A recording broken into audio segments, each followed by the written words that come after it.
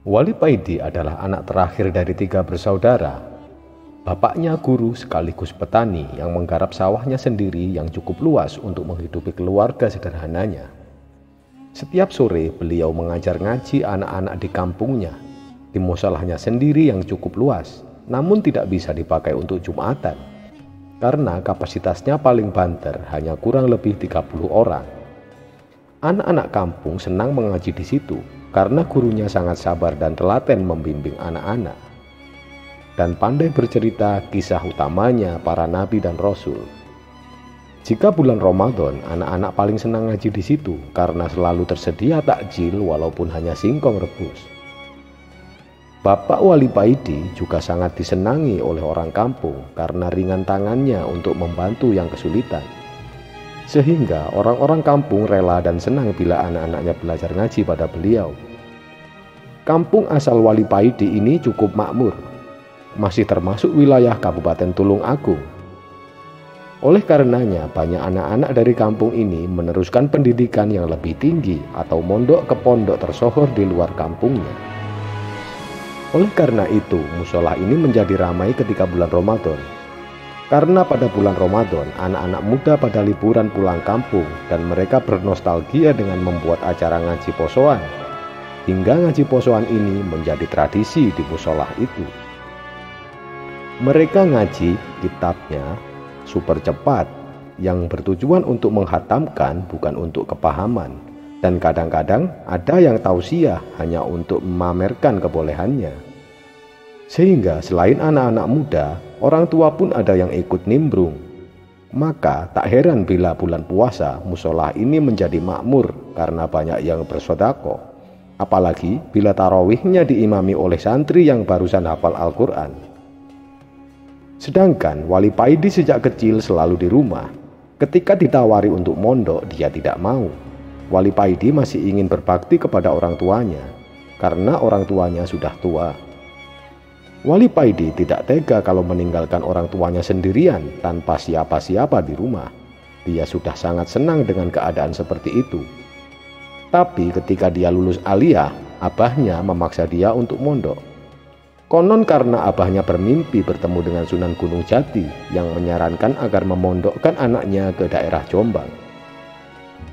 Maka berangkatlah mereka berdua ke sebuah pondok yang sangat istimewa karena santrinya sedikit tapi rata-rata pintar dan alim. Anak-anak yang mondok di sini sejak tsanawiyah sudah disuruh menghafalkan Al-Quran dan kebanyakan mereka ketika lulus sudah hafal Al-Quran 30 juz. Ketika memasuki aliyah baru mengajarkan ilmu nahwu sorof. Pengasuh pondok ini orangnya terlihat biasa. Perawakannya kecil dan kulitnya agak hitam karena seringnya beliau pergi ke sawah. Tapi menurut kabar dari santri-santri bahwa kiai pengasuh ini sebenarnya adalah seorang wali mastur atau wali tersembunyi. Ketika Paidi kecil dan abahnya sowan ke pengasuh, abahnya berkata kepada Mbah Yai, "Mbah Yai, saya titipkan anak saya kepada sampean. Saya pasrah dan ridho dengan apapun yang akan dilakukan Mbah Yai terhadap anak saya. Andai Mbah Yai menyembelihnya pun saya ikhlas." "Injih, insya Allah anak sampean ini akan jadi orang yang bermanfaat," ujar Mbah Yai setelah basa-basi dan ngomong tentang segala aturan pondok dan mengusulkan pondokan atau kamar untuk Wali Paidi. Dia diantar abahnya ke kamar pondoknya. Abahnya berkata kepada Paidi, "Le, aku memondokkan kamu ini bukan bertujuan membantu supaya pinter, tapi aku ingin kamu mondok ini belajar akhlak yang baik dari kiaimu. Apapun yang diperintahkan kiaimu, laksanakan dengan ikhlas. Andai Yai menyuruhmu memotong tanganmu pun, kamu harus melakukannya, tanpa harus bertanya apa rahasianya." "Injih, Bah," jawab Wali Paidi kepada ayahnya. Setelah mencium tangan abahnya yang tampak berkaca-kaca, Paidi segera masuk kamar dan tengkurap ke kasurnya dengan barang bawaannya yang masih berserakan. Keesokan harinya, Wali Paidi kecil dipanggil oleh Abah Yai ke dalam atau rumah kediaman Mbah Yai. Setelah bersalaman, Paidi duduk di lantai. Di depannya Abah Yai duduk dengan bersandarkan tembok. "Ali Firdaus, kamu mondok di sini nggak usah ikut belajar ngaji seperti teman-temanmu yang lain. Makommu bukan untuk belajar dan menghafalkan Al-Quran, apalagi belajar nahwu dan sorof, ucap Mbah Yai. Paidi kecil terdiam, hatinya merasa terpukul dan sedih. Tidak dinyana kiainya akan berkata seperti itu. Namun Paidi kecil tak menampakkan kesedihannya, terngiang pesan abahnya bahwa kepintaran bukan tujuan untuk mondok di sini. Tapi ucapan kiainya ini begitu menghujam hatinya. Tanpa terasa air matanya meleleh di pipinya. Mengapa? Apa kamu ingin pulang dan gak mau mondok di sini ya? Kata Abah Yai seolah tahu perasaan Paidi. Setelah menghisap rokoknya, Kiai berkata lagi, Abahmu menitipkan kamu. Hal ini supaya mendidikmu, menjadikan kamu sebagai orang yang bermanfaat. Dan aku melihat kamu ini tidak cocok untuk belajar menjadi guru ngaji. Tidak ada gunanya. Aku melihat kamu ini lebih pas kalau menjadi seorang penolong yang berakhlak mulia. Kemudian dengan belajar ikhlas untuk menjadi kacung di sini, membuat bersih-bersih dalam, dan membantu memudahkan santri-santri lain yang belajar di sini, menata sandal mereka, mengisi bak kamar mandi, dan sebagainya. Paidi terdiam, hatinya bercampur sedih. Dia sangat sedih, bisa dibilang tidak pantas jadi guru ngaji. Tapi dia masih ingat pesan abahnya untuk manut atas apapun perintah kiainya. Bagaimana? Apa kamu bisa? Ucap Mbah Yai lagi. Injih Yai, jawab Paidi pelan sambil mengusap air matanya yang meleleh perlahan. Kalau begitu, mulai sekarang kamu bersih-bersih dalam. Habis itu bersih-bersih pondok, ucap Kiai. Sejak saat itu, Paidi selama di pondok hanya menjadi kacung bagi santri lain. Mulanya dia agak uring-uringan menjalankan perintah Kiai ini, tapi lama-kelamaan hatinya menjadi sadar. Dia sebenarnya juga belajar menjalankan perintah Kiainya dengan baik dan benar. Hanya perintah bagi dirinya saja yang berbeda. Dia disuruh melayani santri lain, sedang santri yang lain diperintah untuk belajar dengan tekun. Sama-sama menjalankan perintah Kiai. Paidi mulai sadar bahwa mempelajari ilmu laku itu sulit dan banyak godaannya. Dia mulai meyakini bahwa kiainya ini tidak menzalimi dirinya sendiri. Bahkan dia mulai mencintai keluarga kiai ini yang ikhlas melarang ilmu lakunya. Abah Yai ini punya seorang putra yang umurnya sebaya dengan Paidi. Panggilannya Gus Mursyid. Dipanggil Gus karena dia putra kiai. Gus Mursyid juga tidak ikut ngaji di kelas. Dia sangat cocok dan senang membantu Paidi. Nama Paidi sebenarnya adalah Ali Firdaus. Keluarganya di rumah memanggilnya Ali, dan Abah Yai atau bapaknya Gus Mursyid juga memanggilnya Ali. Namun karena Gus Mursyid selalu memanggilnya dengan sebutan Kang Paidi, dan kadang-kadang dia juga menyebut Wali Paidi, maka santri-santri pondok ini memanggilnya Kang Paidi, dan dia sendiri tidak merasa malu dan ikhlas menerima panggilan atau panggilan seperti itu. Sebenarnya Wali Paidi juga tidak buta-buta amat terhadap Al-Quran. Dulu waktu masih di rumah, dia diajar ngaji alif, ba, ta oleh ibu dan kakak-kakaknya. Dia sebenarnya bisa membaca Al-Quran, walaupun geradul-geradul, namun tajwidnya sudah lumayan. Gus Mursyid yang suka membantu dia kalau sedang ngepel pondok masjid, sering mengajaknya menirukan lafaz-lafaz yang sedang dihafal Gus Mursyid. Ilmu laduni itu, kata Abah, ilate kudu muni, atau lidahnya harus berbunyi. Makanya sambil ngepel kalau saya melafal sampean tirukan ya, ujar Gus Mursyid. Sejak itu Wali Paidi selalu menirukan kalau Gus Mursyid sedang melafaz ayat-ayat Al-Quran. Dan tanpa terasa, Paidi hafal juz amma dan beberapa surat Al-Quran. Utamanya surat Yasin yang di pondok selalu dibaca setiap hari Rabu malam. Di suatu malam sehabis maghrib, Wali Paidi ini duduk termenung di depan kamarnya. Dia melihat para santri ada yang menghafalkan Al-Quran, dan sebagian yang lain berdiskusi membahas permasalahan nahwu dan sorof. Hatinya merasa gundah dan galau bukan karena dia merasa bodoh di hadapan teman-temannya. Namun justru dia merasa bangga karena teman-temannya sangat menghormatinya, seolah dia adalah keluarga dan murid kesayangan Kiai. Teman-teman santri pondok tidak ada yang memandang dia sebagai kacung, bahkan mereka sangat ketakutan dan sungkan pada Paidi. Hati Paidi selalu khawatir kalau dia menjadi sombong karena perlakuan teman-temannya santri itu. Para santri punya kemahiran di bidang masing-masing, sedang dia menjadi mahir melayani para santri, termasuk menata sandal mereka. Dalam kegundahan hati antara bangga dan menjaga tidak sombong itu, Paidi tertidur dengan posisi duduk di depan, dan dia pun bermimpi. Dalam mimpinya, dia seolah tidak tidur dan masih dalam keadaan duduk di depan kamarnya. Dilihatnya, kamar-kamar santri lain pada bersinar terang. Cahaya-cahaya yang keluar dari kamar-kamar itu berasal dari lampu petromak yang mereka bawa. Terpancar kegembiraan dari wajah para santri karena mempunyai lampu di tangan mereka, sedang kamarnya tidak mengeluarkan cahaya karena dia tidak mempunyai lampu petromak seperti mereka. Tapi tiba-tiba ada cahaya yang keluar dari dalam kamarnya. Cahaya itu begitu sangat terang sehingga cahaya-cahaya yang keluar dari kamar lain seolah meredup terkena cahaya dari kamarnya ini. Cahaya itu mendekati dirinya. Setelah cahaya itu mendekat, terlihatnya sebuah lampu petromak yang dibawa seorang. Dia melihat sebuah tangan yang begitu putih dan halus memegang lampu petromak dan menyerahkannya. Paidi mengarahkan pandangannya ke atas, namun kepalanya tak kuasa mendongak hingga ia tak mampu melihat siapa yang membawa lampu tersebut. Kemudian lampu itu diangkat tinggi hingga didistribusikan ke seluruh pondok. Paidi terbangun ketika adzan Isya berkumandang. Hati Paidi dipenuhi kebahagiaan. Damai hatinya dirasakan menjalar ke seluruh tubuhnya. Tubuhnya menjadi segar dan ringan. Masih terasa kesejukan pemberi lampu walaupun itu hanya sebuah mimpi. Keesokan paginya, Paidi dipanggil Kiai. Setelah mandi dan berpakaian rapi, ia sowan ke dalam. Dilihatnya Kiai sudah menunggunya di depan dalam. Di depannya ada meja bulat dari kayu jati. Di atasnya ada 2 cangkir kopi dan ada 2 bungkus rokok kretek dengan merek yang berbeda. Kiai mempersilahkan Paidi duduk. "Diminum kopinya, Le," ucap Mbah Yai, lalu mengambil sebatang rokok dari merek kesukaannya dan menyalakannya. Asap rokok dan aroma kopi melengkapi suasana mereka.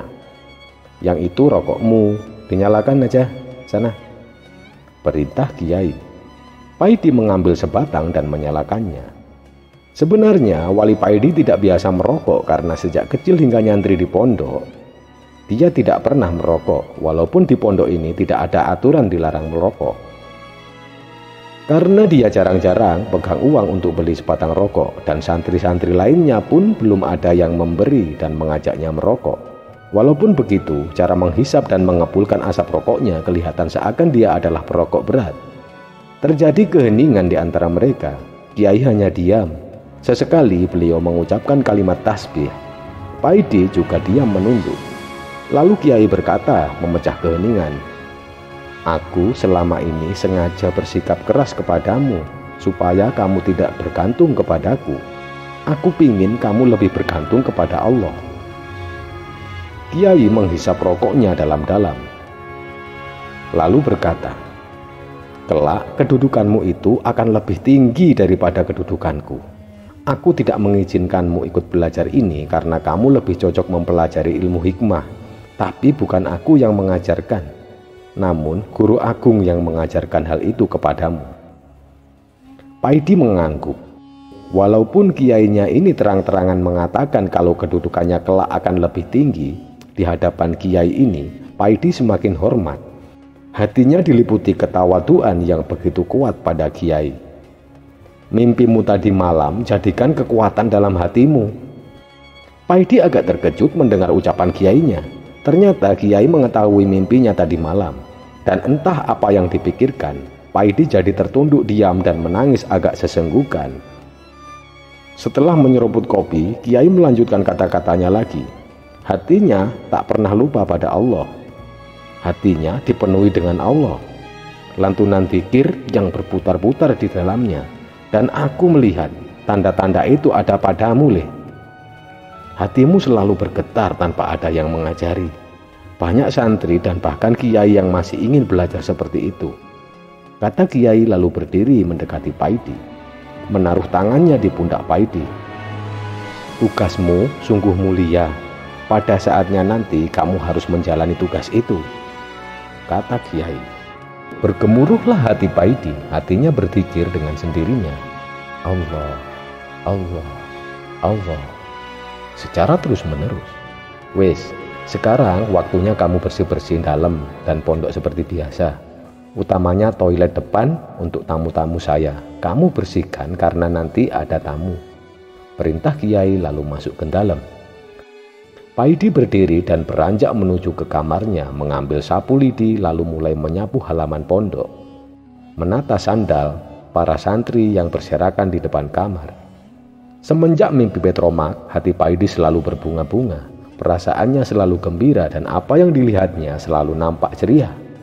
Dan pagi itu ketika dia mengambil sapu, ada seekor kucing yang terusik dari tidurnya dan menyingkir sambil berkata, "Dolim, enak-enak tidur diusir." Tanpa sadar Paidi memandangi kucing itu dan berkata, "Siapa yang ngusir kamu? Balik tidur sini. Saya hanya mengambil sapu ini kok." Heran, kucing menoleh dan memandanginya. Paidi tersenyum dan kucing itu ngeloyor kembali ke tempat tadi dan tidur kembali. Hati Paidi terus bergemuruh zikir. Kadang suara sapunya ketika digerakkan ke arah seakan ikut berzikir, mengiringi zikir dalam hatinya. Sejak saat itu Paidi makin tekun dan tawadhu melayani para santri. Benar saja, selepas duha kira-kira jam 10-an, pintu gerbang pondok terbuka dan sebuah sedan Citroen mendekati di dalam Pak Kiai. 2 orang bule dan seorang lagi orang kita yang berpakaian necis berdasi keluar mobil. Sedang si sopir memarkir kendaraannya di tempat yang telah disediakan. Si bule ngomong mau buang air kecil dalam bahasa Prancis pada temannya. "Di sana tuan, barusan saya membersihkan. Kalau ada kekurangan tolong sampeyan beritahu saya ya." Cerocos Wali Paidi yang tiba-tiba seperti mengerti bahasa Perancis yang diucapkan oleh orang Perancis tersebut.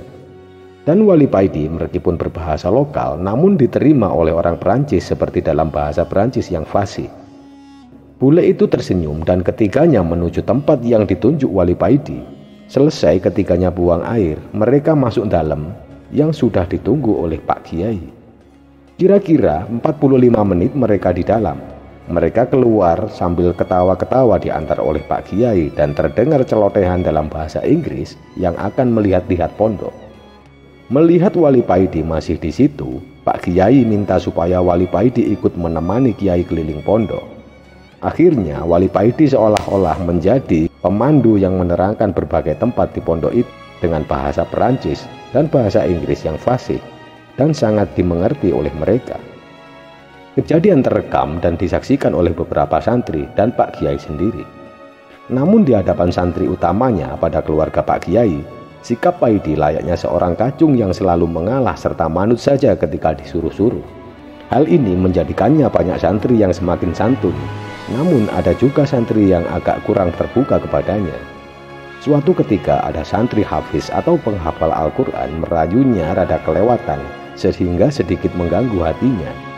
Paidi mencoba menahan hatinya namun tetap tampak juga raut wajahnya. Salah satu ekstrakurikuler yang wajib adalah pencak silat. Diwajibkan karena kanuragan ini sebagai penunjang dakwah. Dai lulusan pondok ini bukan hanya jago dalam lelaku dan ilmu agama, tapi dia juga jago dalam hal kanuragan sehingga tidak mudah diganggu dengan kekerasan. Ilmu silat yang diajarkan di pondok ini diadopsi dari ilmu Cina. Hanya saja di pondok ini memodifikasi dengan memasukkan unsur zikrullah secara sirri dalam setiap gerakannya, agar dalam setiap gerakan memukul, menendang, menangkis, menarik nafas, dan mengeluarkan nafas, serta semua gerakan apapun selalu disertai dengan zikir Allah, Allah, Allah. Selalu begitu. Oleh karena itu, setiap mereka yang akan berlatih silat diwajibkan berwudu dan selalu dalam keadaan suci, punya wudu atau tawamul wudu. Pelajaran silat ini bukan untuk mempertandingkan apalagi untuk berkelahi, karena banyak jurus dan pukulan-pukulan yang mematikan.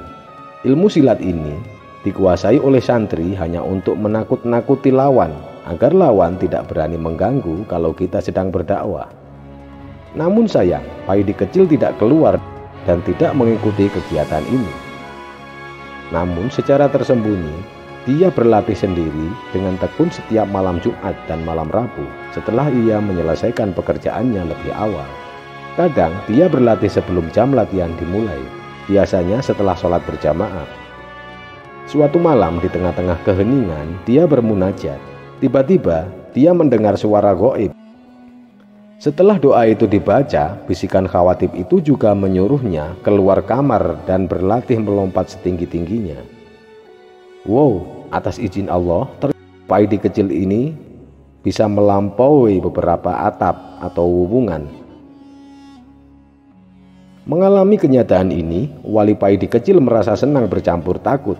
Sebenarnya dia ingin segera mendemonstrasikan kebolehan barunya ini pada peserta-peserta latihan silat keesokan harinya. Namun perasaan takutnya lebih dominan. Dia takut pada Gus Mursyid yang selalu mewanti-wantinya agar tidak ikut belajar kanuragan. Terutama takut pada Pak Kiai kalau dianggap tidak manut. Bulan purnama di hari Selasa Kliwon, malam Rabu adalah hari latihan silat.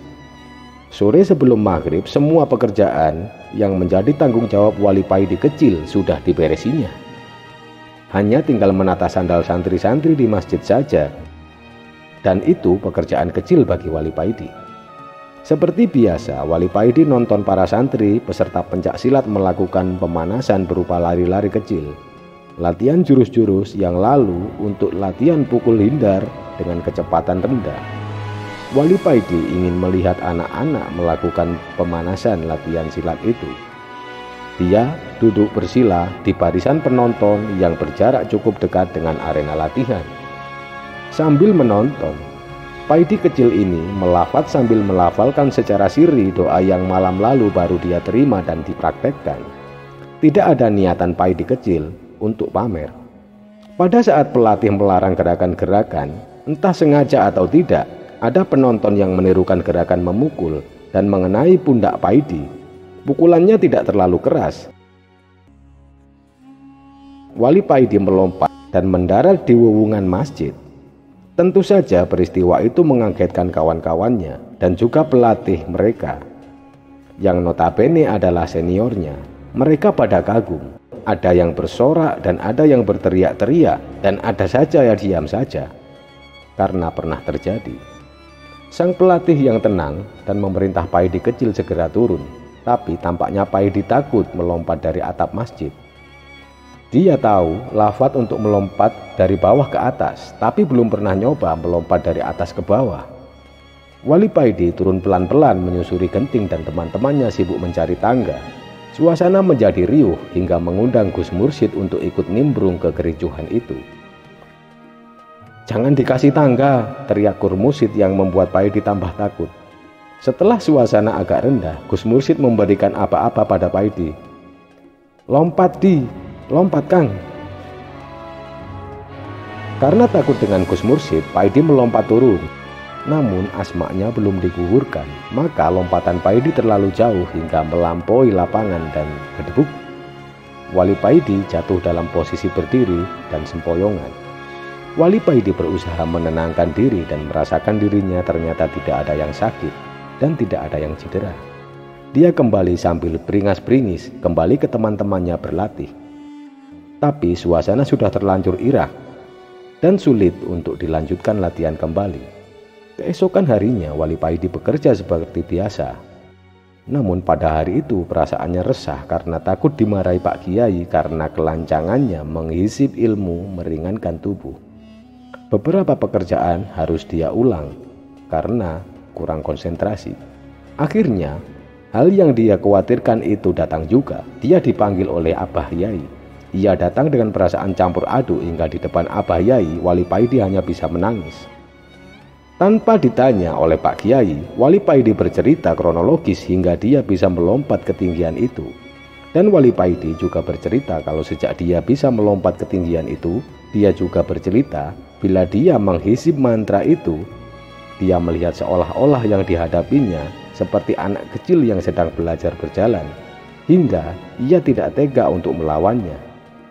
"Terus untuk apa ilmu seperti itu?" tanya Abah Yai. "Dengan ilmu itu setiap kamu berkelahi pasti kamu menang, dan akhirnya kamu tidak punya musuh karena orang takut padamu. Bandingkan kalau kamu tidak punya musuh karena orang tidak ingin memusuhimu, bukan karena takut, tapi karena senang, kan sama-sama tidak punya musuh. Tutur Abah Yai. Wali Paidi hanya bisa tunduk dan menangis. Hatinya membenarkan apa yang dikatakan Abah Kiai, dan hatinya sangat menyesal. Abah Kiai membiarkan Wali Paidi melepaskan tangisnya. Beliau tahu kalau Paidi sedang menyesal semenyesal-menyesalnya. Setelah menangis agak redahan, Pak Kiai membelai kepala Paidi. Dengan belayan sayang tanpa berkata apa-apa, maka tak ayal lagi Paidi tersungkur sungkem ke lutut Abah Yai sambil menangis sejadi-jadinya.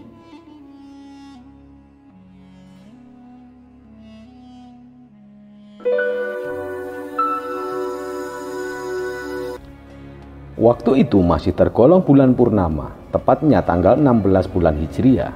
Sehabis sholat isya sambil menunggu ngantuk, biasanya Paidi kecil senang menonton permainan yang dilakukan oleh santri-santri senior. Santri-santri junior biasanya menghabiskan waktunya untuk diskusi atau deres Al-Quran. Sedangkan santri-santri senior sambil menunggu ujian kelulusan, mereka meluangkan waktu untuk bermain-main mengamalkan ilmu ekstrakurikuler. Biasanya mereka mengamalkan ilmu-ilmu kanuragan, berlatih silat seperti tenaga dalam, dan ada yang mengamalkan semacam ilmu sihir. Paidi kecil sebenarnya ingin belajar silat atau bela diri lainnya, tapi dia masih minder untuk bergabung dengan santri-santri yang latihan silat. Malam itu sebenarnya bukan waktu untuk latihan silat, namun santri-santri senior itu senang dan sedang latihan ilmu batin. Kadang-kadang mereka membawa 2 atau beberapa santri junior untuk praktek ilmu pencak kontak Sayyidina Ali. Santri junior ini dihizib dengan mantra-mantra, maka mereka bisa duel dengan silat layaknya pendekar tangguh. Anehnya, setelah permainan terakhir, tak ada seorang pun yang merasa sakit, hanya kelelahan saja. Makanya santri-santri muda itu tidak ada yang enggan bila mereka diajak bermain-main. Santri-santri senior itu tahu kalau Paidi kecil sering nonton permainan mereka. Entah mengapa mereka tidak pernah menjadikan Paidi sebagai pemain yang diadu. Jadi selama ini Paidi kecil hanya nonton saja. Permainan yang lain yang disukai santri-santri senior adalah cucing. Permainan ini semacam ramal-meramal. Selembar manila karton digaris kotak-kotak dan masing-masing kotak ditulis dengan abjad alfabet dari A sampai Z. Kemudian ada cawan kecil yang disebut cocing dipegang untuk menunjuk tangan kiri. Setelah dibacakan mantranya, cocing ini bergerak dan seakan digerakkan telunjuk untuk menelusuri huruf-huruf itu. Yang paling sering ditanyakan oleh santri-santri itu tentang jodoh. Misalnya, jodohnya si Fulan orang mana? Maka cocing itu bergerak, misalnya menunjuk huruf M, berhenti sebentar, kemudian A, berhenti lagi, sampai huruf terakhir cocing berhenti lama. Maka anak-anak berteriak gaduh, Madura.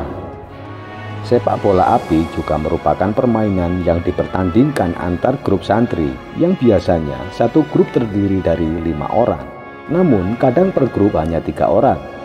Bolanya dari kelapa tua yang direndam ke minyak tanah, atau bola yang dibuat dari tanah liat yang dibakar seperti batu bata, kemudian direndam ke minyak tanah dan dinyalakan saat permainan. Wali Paidi kurang senang dengan permainan ini, namun kalau hanya sekedar melihat, dia senang-senang saja. Di antara permainan kecil itu, Paidi kecil sering menonton permainan adu tongkat, yaitu tongkat kayu yang panjangnya masing-masing 40 cm. Masing-masing tongkat ini adalah gaco dari pemiliknya, yang membuatnya dari kayu penjalin. Ada yang dari kayu randu, kadang juga jati. Pokoknya dari kayu yang tak mudah patah. Tongkat gaco itu kemudian diisi dengan mantra tertentu hingga seakan bisa bergerak-gerak sendiri seperti benda hidup. Tongkat gaco masing-masing bisa diadu yang satu dengan yang lainnya. Tongkat yang kalah akan terlempar atau terkulai di tanah dan tidak bergerak lagi. Tongkat yang menang akan tetap berdiri dan kadang bisa menari-nari. Dalam permainan adu tongkat itu ada yang terkenal dan sering bergaya dan dianggap tongkat bertuah, yaitu tongkat milik Kang Muhtador. Tongkatnya terbuat dari kayu penjalin. Yang biasa mengalahkan tongkat itu adalah tongkatnya Kang Harun, yang konon terbuat dari kayu tongkatnya Nabi Musa. Kang Harun sudah lulus dan tongkat mainan itu tidak beliau wariskan ke adik-adik santrinya. Konon tongkat itu sekarang telah berubah menjadi tasbih yang dibuat oleh pabrik tasbih di Pasuruan. Bila para santri sedang adu tongkat, Paidi kecil hanya melihat permainan itu dari kejauhan. Dia tidak berani mendekat karena takut kepentung atau terkena tongkat yang kadang bisa menimbulkan luka. Suatu ketika, tatkala Paidi kecil sedang asik melihat permainan itu dari kejauhan, ia dicolek oleh Gus Mursyid seraya berkata, "Kamu jangan belajar ilmu itu ilmu sihir, tidak banyak manfaatnya." Paidi kecil kaget dan takut kalau dilaporkan ke Abah Yai. "Maaf Gus, saya hanya senang melihatnya saja kok," kata Wali Paidi bergegas pergi sambil tangannya dipegang oleh Gus Mursyid. "Mulai sekarang kamu panggil saya Kang saja ya, jangan Gus seperti mereka," kata Gus Mursyid sambil menunjuk ke santri-santri yang membentuk kalangan itu. "Kamu puasa?" tanya Gus Mursyid lagi. "Iya Gus." Iya kan, nutut 3 hari?" tanya Gus Mursyid lagi. Wali Paidi hanya mantuk saja mengiyakan. "Kalau begitu, bacaan mantra ini," kata Gus Mursyid sambil menyodorkan secadik kertas bertuliskan Arab. "Maaf Gus, saya kan tidak bisa baca," kata Paidi mengembalikan kertas itu. Ya, karena selain ditulis tanpa harokat, tulisan Gus Mursyid juga kurang bagus, sulit dibaca. "Kalau begitu, tirukan saya." Kemudian Gus Mursyid melafalkan pelan-pelan suatu mantra yang ditirukan oleh Wali Paidi. Luar biasa, hanya menirukan 1 kali, Wali Paidi sudah hampir hafal dengan beberapa kata yang dibetulkan oleh bacaan oleh Gus Mursyid. Dan pada kali yang ketiga, Wali Paidi sudah hafal plek mantra itu. Setelah Wali Paidi melafaz sendiri mantra tadi dengan serius sambil memejamkan mata, dan ketika ia membuka mata dan mengusapkan matanya, biar tampak jin-jin yang mengerumuni kalangan santri yang sedang adu tongkat. Dan tentu saja tongkat-tongkat Kang Muhtador itu menangan karena yang memainkan adalah jin yang tangan kirinya besar sekali, kira-kira genggamannya sebesar kelapa hijau, namun kepalanya kecil, kira-kira sekepal tangan Paidi kecil. Sedang jin-jin yang lain, tidak ada yang tangannya sebesar jin-jinnya Kang Muhtador. Jin-jin itu memainkan tongkat seperti orang bermain anggar terbalik, karena yang dipegang ujung atas sedang yang diadu ujung bawah. Mereka tidak saling memukul atau saling menyakiti, hanya tongkat-tongkat itu yang saling dipukul-pukulkan seperti orang yang sedang main anggar terbalik. Bila salah satu genggamannya merucut atau lepas, maka tongkat itu akan terpelanting dan manusia yang melihatnya mengatakan tongkat itu kalah. Ada yang saking kerasnya pukulan, maka ada tongkat yang terpelanting keluar kalangan. Tongkat yang terpelanting inilah yang ditakuti Paidi karena kadang bisa membuat luka. Benar, dalam permainan yang dia saksikan kali ini ada tongkat yang terpelanting sampai jauh keluar lapangan. Melihat hal itu, Wali Paidi lalu maju ingin membantu mengambilkan tongkat yang terpelanting jauh tadi. Namun nampaknya jin-jin itu salah paham. Mereka mengira Wali Paidi akan menyerang dan mengobrak-abrik mereka.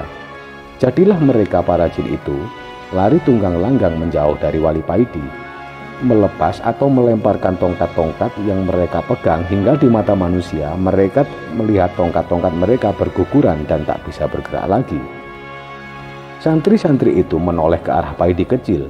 Mereka sebenarnya mau marah, tapi karena di belakang Paidi ada Gus Mursyid, mereka tidak jadi marah, malah lari hingga suasana menjadi gaduh. Keesokan harinya santri-santri senior ini dikumpulkan oleh Gus Mursyid. Mereka diingatkan agar tidak bermain-main lagi dengan jin. Apakah itu ada tongkat, pencak kotak, atau jelangkung? Mereka diarahkan untuk bermain keahlian sewajarnya saja, tidak usah minta-minta bantuan jin.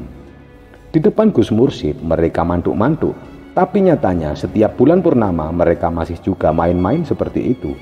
Wali Paidi tahu, tapi dia sudah tidak suka menontonnya lagi dan tidak pula melaporkan.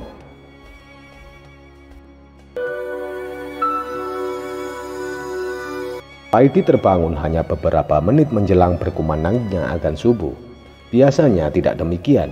Biasanya dia terbangun sedikitnya 1 jam menjelang subuh. Padahal waktu tidur dia tidak kemalaman. dan tubuhnya tidak terlalu capek. Namun keterlambatan bangun pagi ini tetap disyukuri. Dia juga tidak berusaha mencari sebab musabab mengapa dia sampai ke karipan atau bangun kesiangan. Kelambatan bangun pagi ini tidak terlampau mengganggu pekerjaan wajibnya, yaitu bersih-bersih pondok dan menyiapkan keperluan Pak Kiai. Hanya saja kali ini dia tidak sholat tahajud, yang merupakan kebiasaan dan semacam kewajiban baginya. Kalau biasanya dia kehilangan sholat tahajud karena awal tidur yang terlalu malam atau karena kecapean, dia menggantinya dengan sholat duha yang lebih dari 8 rakaat.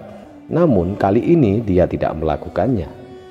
Seperti biasa, setelah menyelesaikan semua pekerjaan wajibnya di pagi hari, Wali Paidi tidak ke kamarnya, tapi dia lebih senang cangkruk di dekat dalam Pak Kiai, menunggu barangkali ada orderan baru atau biasanya ketemu dengan Gojek dan gojekan dengan Gus Mursyid.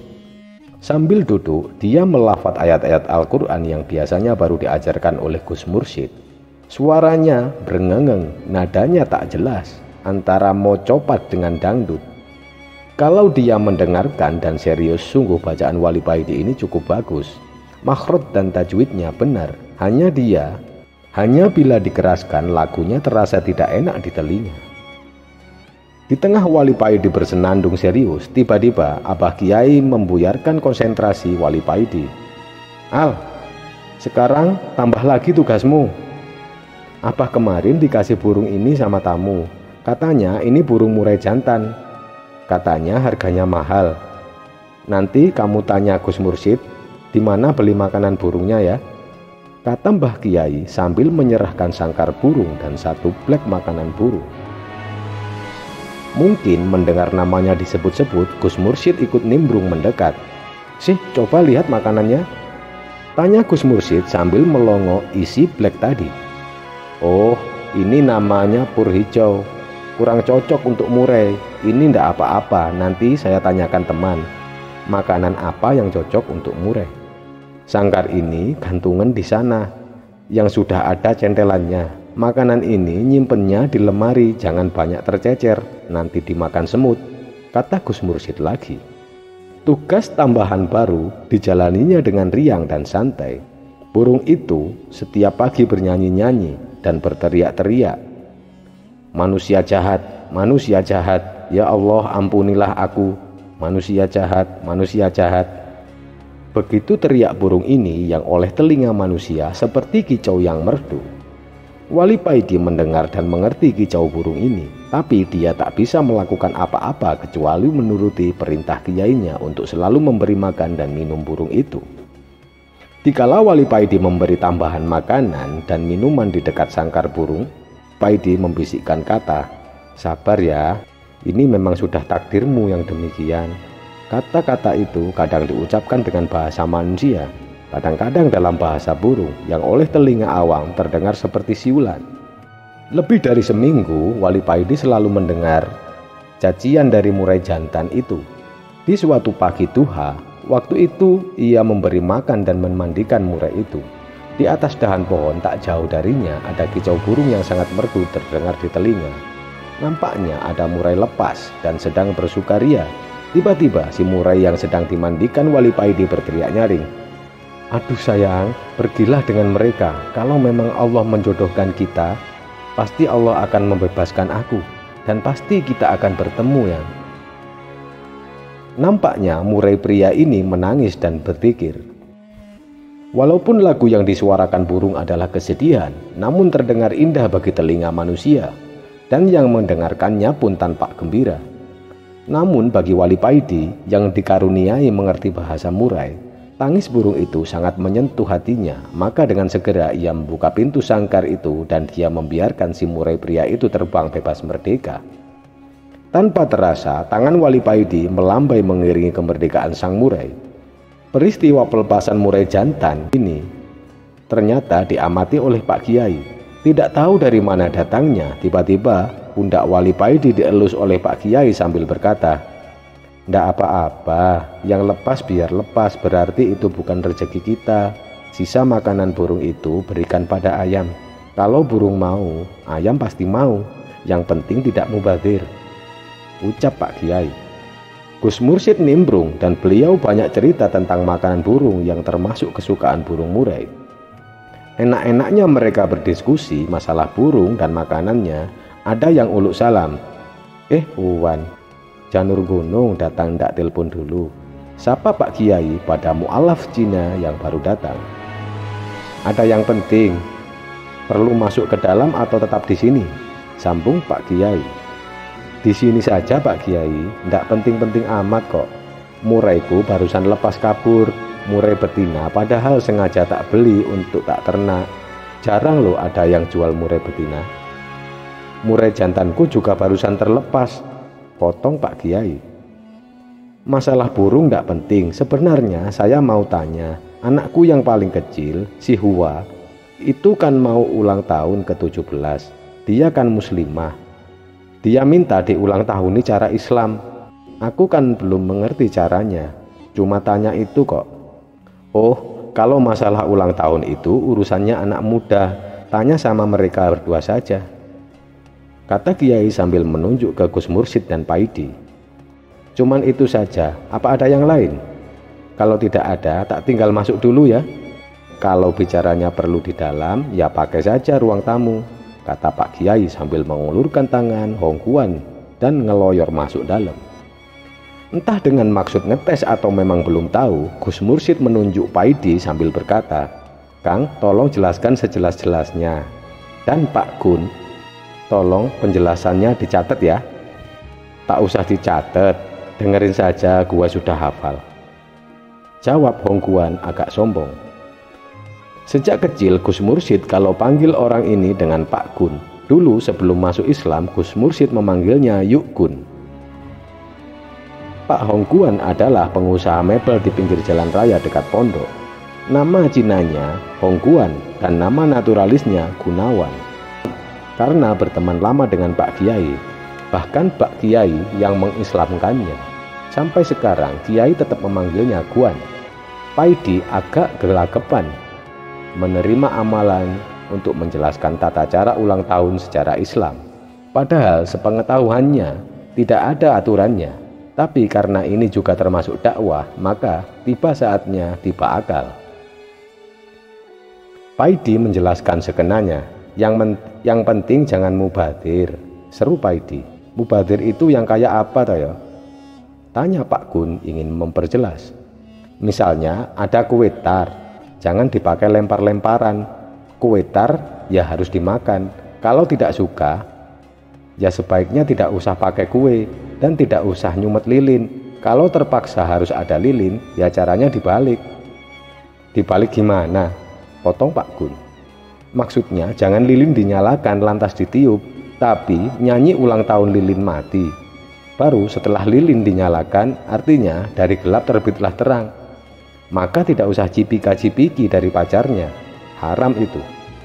Belum punya pacar kok, potong Pak Gun lagi. Sebaiknya tamu laki-laki dan perempuan dipisah tempat duduknya.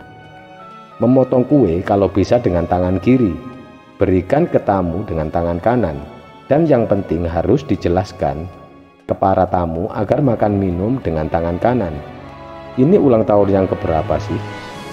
17, jawab Pak Gun. Kalau bisa sebelum pesta ulang tahun, putri suruh membebaskan 17 satwa. Maksudnya bagaimana? Tanya Pak Gun. Ya lepas 17 ekor ikan koi, atau lepas 17 ekor burung perkutut, atau apa saja yang biasa dikurung bisa dibebaskan sejumlah ulang tahun ke berapa.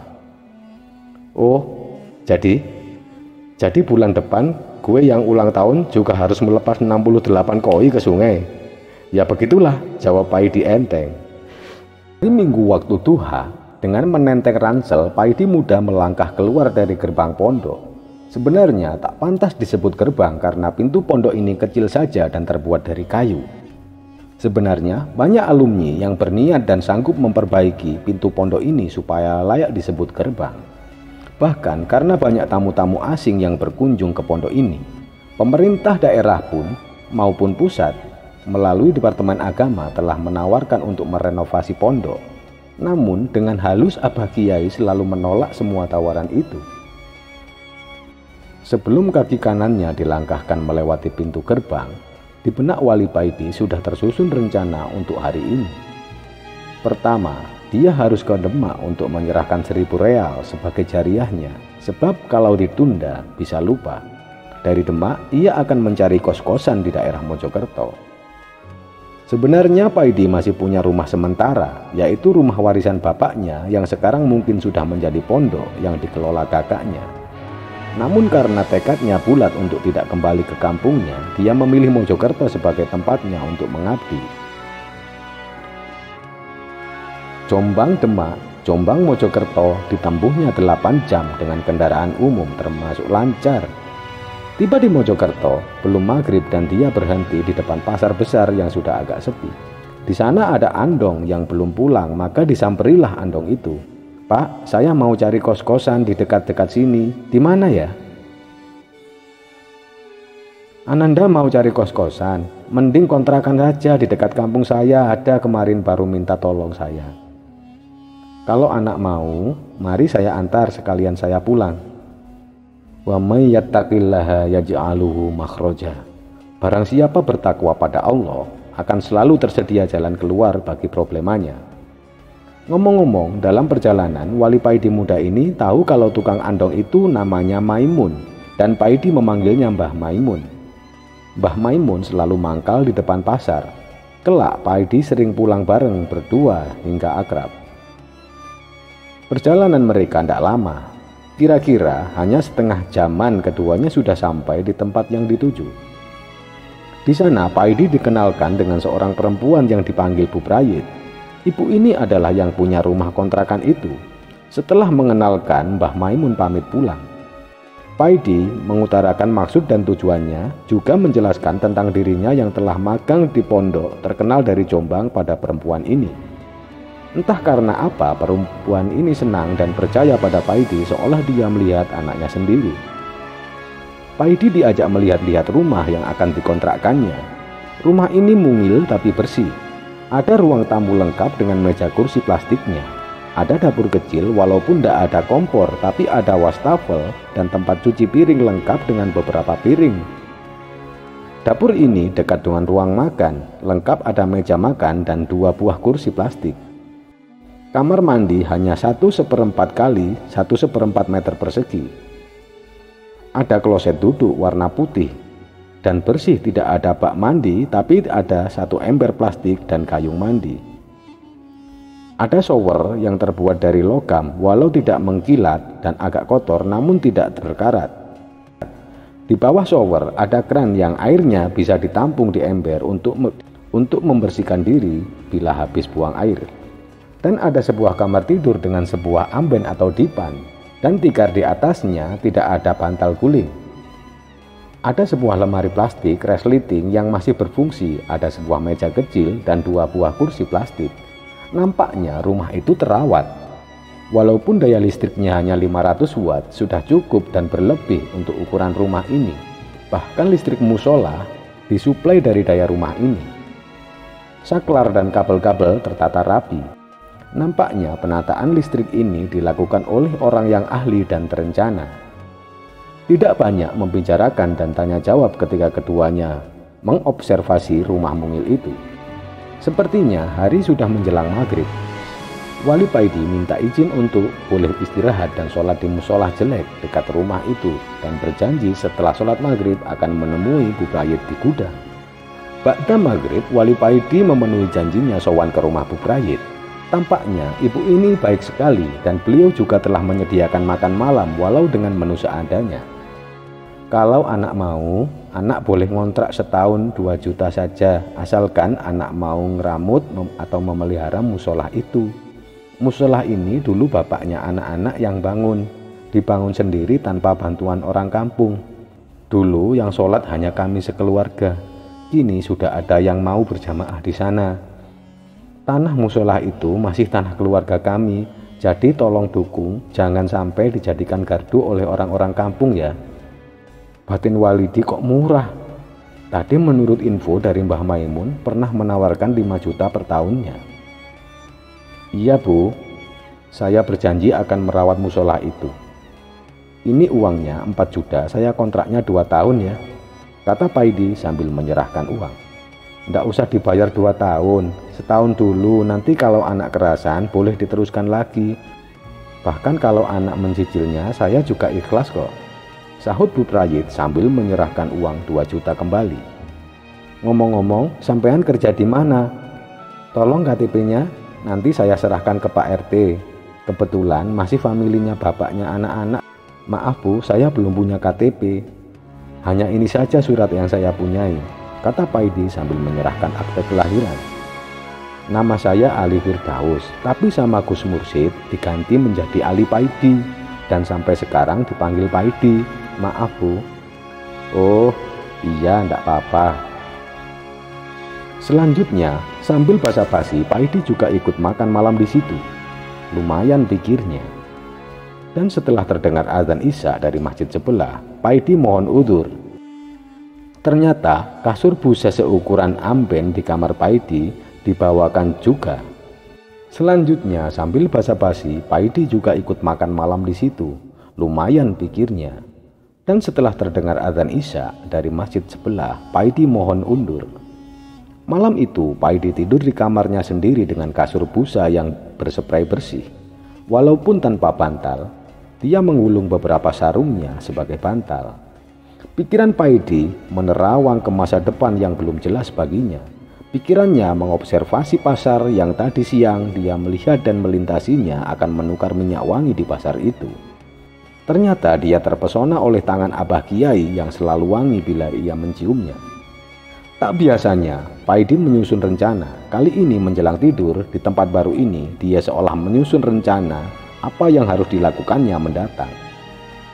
Mulai di mana lapak dengannya menetap, di mana dia harus meletakkan bibit minyak wangi, bahkan dia juga berpikir untuk mencampur bau-bauan itu menjadi suatu yang baru. Strategi harga juga ia pikirkan termasuk kiat promosinya. Pikirannya terus bergejolak, namun tahu-tahu suara lonceng jam dari rumah Bu Prayit sayup-sayup terdengar berdentang 11 kali. Menjelang subuh, Paidi sudah rapi dan bersila di musola. Ia mendengar suara orang sedang memompa air dengan pompa tangan. Ternyata Bu Prayit yang sedang perjamuan untuk memenuhi tandon air di atas kebutuhan kamar mandi dan musola.